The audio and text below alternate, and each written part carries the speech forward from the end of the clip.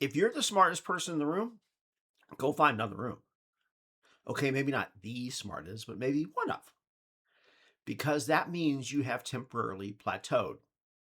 So you have to be intentional about your personal and your professional growth. In my work life, I focus on one technology scenario for 35 years, with hundreds of main stages and breakout sessions and webinars. So sometimes I was perceived as, or felt like, one of the smartest in the front of the room. But every time I watch leaders on stage, I'm looking for, were they effective in what they delivered? And what can I learn based on what I saw?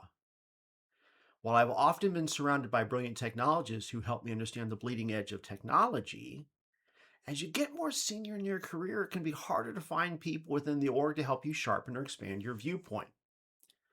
More than once, when I couldn't get actionable feedback from my chain of command, I looked laterally to find people who could challenge me where I was and help me see areas of higher potential impact.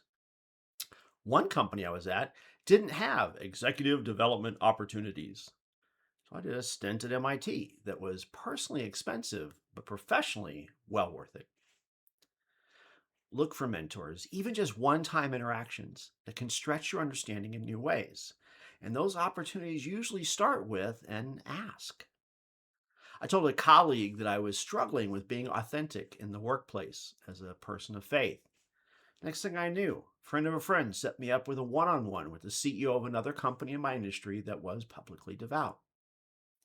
Years ago, I would attend an annual conference from a large IT company, and yet, when the president of that division sat down with me over the years, we talked about team development and leadership far more than backup or dedupe. Earlier this year, I was at a conference and sat down with the founding CEO, and nearly the entire conversation was the what and why behind challenging the status quo, as well as how to maintain a continually evolving mindset.